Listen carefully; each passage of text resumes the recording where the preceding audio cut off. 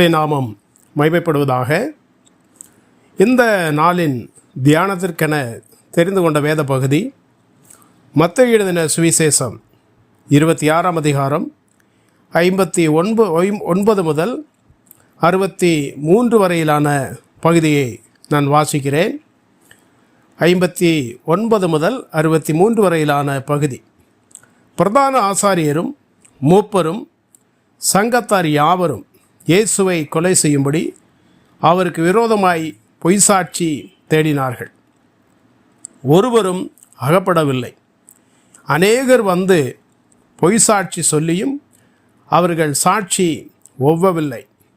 கடைசியிலே 2 பொய்சாட்சிகள் வந்து தேவனுடைய ஆலயத்தை இடித்து போடவும் 3 நாளைக்குள்ளே அதை கட்டவும் என்னாலே ஆகும் என்று இவன் சொன்னான் என்றார்கள். அப்பொழுது பிரதான ஆசாரியன் எழுந்திருந்து அவரை நோக்கி, இவர்கள் உனக்கு விரோதமாய்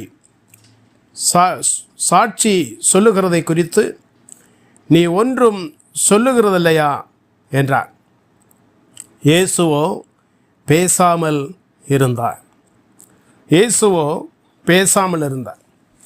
இந்த பகுதியை நாம் வாசிக்கும்போது கர்த்தராகிய இயேசு கிறிஸ்துவை கைது செய்து பிரதான ஆசாரியனுக்கு முன்பாக கொண்டு சென்று நியாயம் விசாரிக்கும்படி நிறுத்தி இருக்கிறார்கள்.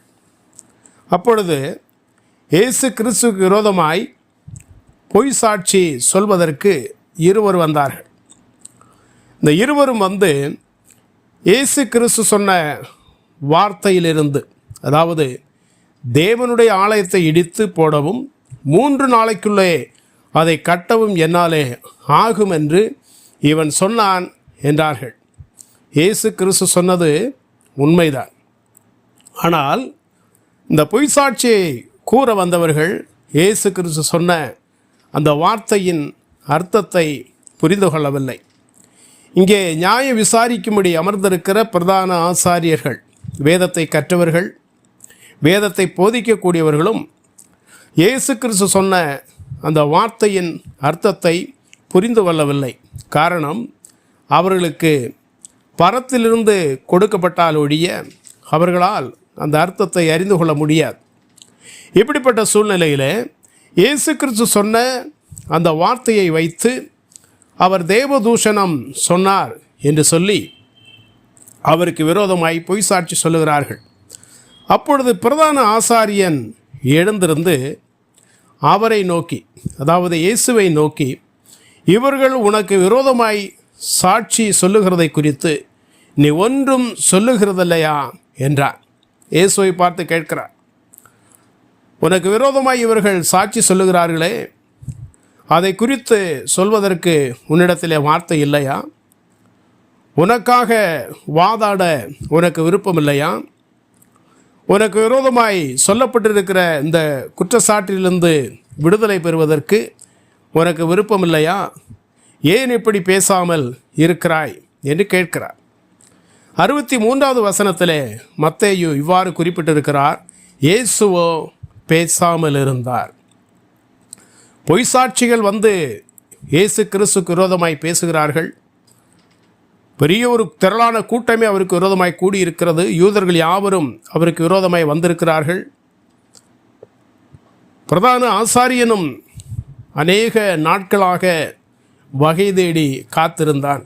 எப்படியாவது இயேசு கிறிஸ்துவை குற்றம் சாட்ட வேண்டும், அவரை தண்டிக்க வேண்டும் என்று பொறாமையிலே நிறைந்தவனாய் காணப்பட்டான். ஆனால் இயேசு கிறிஸ்து இங்கே மறு உத்தரவு சொல்வதற்கு அவருக்கு அதிகாரம் இருக்கிறது. அவரால் பேச முடியும். ஆனால் வேதம் சொல்லுகிறது, இயேசுவோ பேசாமல் இருந்தார். யார் இந்த இயேசு கிறிஸ்து? அவர் வானாதி வானங்களை சிருஷ்டித்தவர் அல்லவா? இந்த உலகத்தில் உள்ள அனைத்தையும் சிருஷ்டித்த வல்லமையுள்ள ஒரு தேவன் மனு அவதாரம் எடுத்து வந்து இந்த இடத்துல நின்று கொண்டிருக்கிறார். அவருடைய வார்த்தையில் எவ்வளவு வல்லமை இருக்கிறது! அவர் சொல்ல ஆகும், அவர் கட்டளையிட நிற்கும் என்று வேதத்திலே வாசிக்கிறோம். இறையிற காற்றையும் கடலையும் அதட்டினார், உடனே அது அமைதலாயிற்று. மரித்தவர்களை உயிரோடு எழும்பும்படி ஒரு வார்த்தை சொன்னார், உடனே எழுந்திருந்தார்கள். 100க்கு அதிபதியின் வேலைக்காரனை சொஸ்தமாக்கும்படி ஒரே ஒரு வார்த்தை சொன்னால் போதும் என்று அவன் கேட்டான். அவ்வளவு வார்த்தையில் வல்லமை உள்ளவர். அவருடைய வார்த்தையானது சகல அதிகாரம் பெற்றதாக இருக்கிறது. இதை கேட்டுக்கொண்டிருக்கிற நாம் அனைவரும் பேசுவதற்கு கற்றுக் கொடுத்தவரே, நம்முடைய நாவை சிருஷ்டித்தவரே அவர் அல்லவா? அப்படிப்பட்ட தேவாதி தேவன் மனு அவதாரம் எடுத்து குமாரனாக இந்த இடத்திலே நின்று அமைதியாக இருக்கிறாரே, காரணம் என்ன? அவர் குற்றம் செய்தாரா? அவர் மீது குற்றம் சாட்டப்பட்டிருக்கிறது. ஆனால் அந்த குற்றச்சாட்டானது பொய் என்பதை அவர் அறிவார். அப்படி அறிந்தும் மனப்பூர்வமாக இந்த இடத்திலே அமைதியாக இருக்க காரணம் என்ன? அந்த அமைதிக்கு பின்னால் இருக்கக்கூடிய முக்கியமான ஒரு நோக்கம் என்ன என்பதை இந்த வேளையிலே நாம் பார்த்து அவரை ஆராதிக்கவிருக்கிறோம். பல ஆண்டுகளுக்கு முன்பு அமெரிக்க தேசத்திலே 2 சகோதரர்கள் இருந்தார்கள். இருவரும் இரட்டையர்கள். இருவரும் ஒரே மாதிரியான தோற்றத்தை பெற்றிருந்தார்கள். அவளுடைய பெற்றோர்கள் தவிர வேறு ஒருவராலும் அதில் யார் மூத்தவன் இளையவன் என்ற வித்தியாசத்தை காண முடியாது, அறிய முடியாது. அவ்வளவு ஒற்றுமை. அதில் மூத்தவன் நல்ல குணாதிசயமுடையவனாக காணப்பட்டான். இளையவனோ ஊதாரியாக ஊர் சுற்றி திரிந்தான். இந்த இளையவன் ஒரு நாள் தன் நண்பர்களோடு இணைந்து சீட்டாடி கொண்டிருந்தான். அந்த சீட்டாடி கொண்டிருந்த வேளையில் இந்த நண்பர்களுக்குள் பிரச்சனை ஏற்பட்டு இந்த இளையவன் அதில் இருந்த தன் நண்பர்களில் ஒருவனை கொலை செய்து விட்டான். கொலை செய்த உடனே தப்பிக்கொள்ளும்படி, போலீசாரின் கையிலிருந்து தப்பிக்கொள்ளும்படி தன் வீட்டுக்கு ஓடி சென்று வீட்டுக்குள்ளே தன்னை ஒளித்து கொண்டான். அங்கு நின்றிருந்த மற்றவர்கள், இதை பார்த்த சாட்சிகள், இவர்கள் போலீசாருக்கு தகவல் சொல்லி இவனுடைய வீட்டிற்கே சென்று விட்டார்கள். அந்த வேளையில் அந்த வீட்டு வாசலிலே மூத்தவன், நல்ல குணாதிசயமுடைய அந்த மூத்த சகோதரன் நின்று கொண்டிருந்தான். அந்த வீட்டிற்கு அவனை தேடி வந்த அவனுடைய நண்பர்களும் இந்த போலீசாரும் வந்தார்கள். போலீசார் இந்த சாட்சிகளை பார்த்து கேட்டார்கள், யார் என்று கேட்டார்கள். உடன் வந்தவர்கள் சொன்னார்கள், இதோ நிற்கிறான் அல்லவா, இந்த வீட்டு முற்றத்தில் நிற்கிறானே இவன்தான் என்று சொன்னார்கள். இந்த மூத்த சகோதரனுக்கு ஒன்று புரிந்து விட்டது. என் தம்பிதான் எதையோ செய்துவிட்டு இங்கே வந்திருக்கிறான், ஆகவே தான் போலீசார் என்னை தேடி வந்திருக்கிறார்கள் என்பதை புரிந்து கொண்டு அமைதலோடு நின்றான். போலீசார் அவனை கைது செய்தார்கள். நீதிமன்றம் அழைத்து சென்றார்கள். நீதிமன்றத்திலே நிறுத்தப்பட்டான். சாட்சிகள் வந்து அவனுக்கு விரோதமாய் சாட்சியை சொன்னார்கள். அப்பொழுது நீதிபதி அவனுக்கு மரண தண்டனை விதித்தார். அப்பொழுது மரண தண்டனை விதிப்பதற்கு முன்பதாக அவனை பார்த்து நீதிபதி கேட்டார், வாலிபனே, உனக்கு மரண தண்டனை கொடுக்கவிருக்கிறேன், இந்த கொலையை நீ செய்தபடியினாலே நீ ஏதாவது சொல்ல விரும்புகிறாயா என்று கேட்டான். இவனோ அமைதியோடு இருந்தான், அமைதியாக இருந்தான், எதையும் பேசவில்லை. காரணம் என்ன? இவன் வாயை திறந்தால் குற்றவாளி இவன் அல்ல, இவனுடைய தம்பி என்பது தெரிந்துவிடும். இவனுக்கு கிடைக்கப் போகும் அந்த தூக்கு தண்டனையானது அவனுடைய தம்பிக்கு கிடைக்கும் என்பதை அவன் உணர்ந்து கொண்டான். இந்த வேளையில் இவனை தூக்கிலே மாட்டும்படி அழைத்து சென்றார்கள். இதை அறிந்த தம்பி ஓடோடி வந்தான். அண்ணனை பார்த்து கேட்டான், அண்ணா, ஏன் இப்படி நீ அமைதியாக இருந்தாய்? நீதிபதி உன்னிடம் கேட்டாரே, ஒரே ஒரு வார்த்தை நான் அல்ல, என் தம்பிதான் அந்த கொலையை செய்தான் என்று சொல்லி இருக்கலாமே என்று அண்ணனிடம் கதறி அழுதான். அண்ணன் கூறினான், தம்பி, நீ திருந்தும்படி பல நாட்கள் உனக்கு சந்தர்ப்பம் கொடுத்தேன், நீ திருந்தவில்லை. இறுதியாக என்னுடைய மரணத்தின் மூலமாக நீ திருந்த வேண்டும். உன்னுடைய தவறான செயல்களிலிருந்து நீ விடுபட வேண்டும். உனக்கு ஒரு பெரிய ஒரு விடுதலை உனக்கு தேவை. ஆகவே உன்னுடைய இடத்திலே நான் மரிக்கும்படி நான் அமைதலோடு நின்றேன். என் வாயை திறந்திருந்தால் நீ குற்றவாளியாக மாறியிருப்பாய். அது எனக்கு விருப்பமில்லாத ஒன்று. ஆகவே உனக்காக நான் குற்றவாளியாக மாறியிருக்கிறேன். உனக்கு வரவிருந்த அந்த தண்டனையை நான் ஏற்றுக்கொண்டிருக்கிறேன் என்று சொல்லி தூக்கு கயிறை நோக்கி சென்றான்.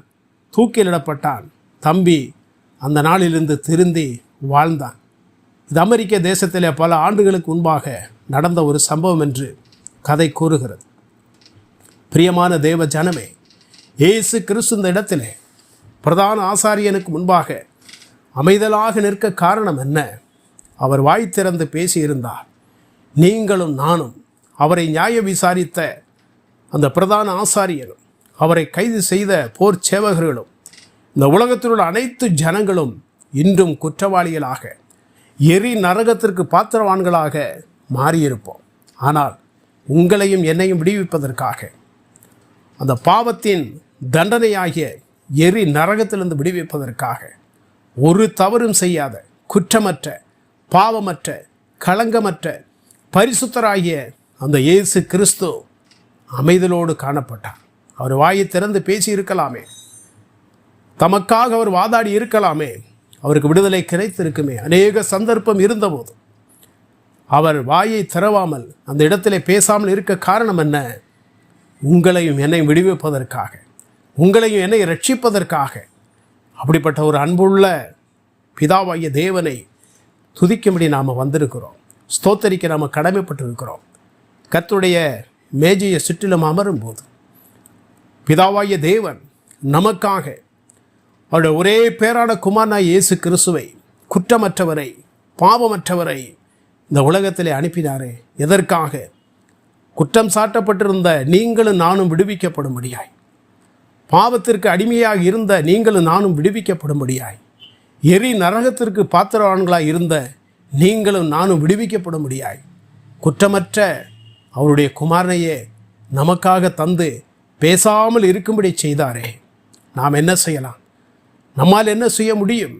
ஆகவே நம்முடைய நாவுகள் சும்மா இருக்கக்கூடாது, நம்முடைய வார்த்தைகள் வீணாக போகக்கூடாது. நம்முடைய நாவுகளை திறந்து நமக்காக பேசாமல் இருந்த அந்த இயேசு கிறிஸ்துவின் மூலமாக அவரை நமக்கு தந்த அந்த பிதாவாகிய தேவனை துதித்து ஸ்தோத்தரித்து அவரை ஆராதிப்போம்.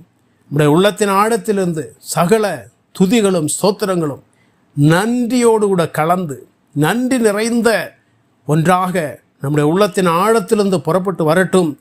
அவரை துதிப்போம், அவரை ஸ்தோத்தரிப்போம். நாள்தோறும் நம்முடைய நாவு அவருடைய துதியை சொல்லிக்கொண்டே இருக்கட்டும். கர்த்தருடைய நாமம் மகிமைப்படுவதாக. ஆமென்.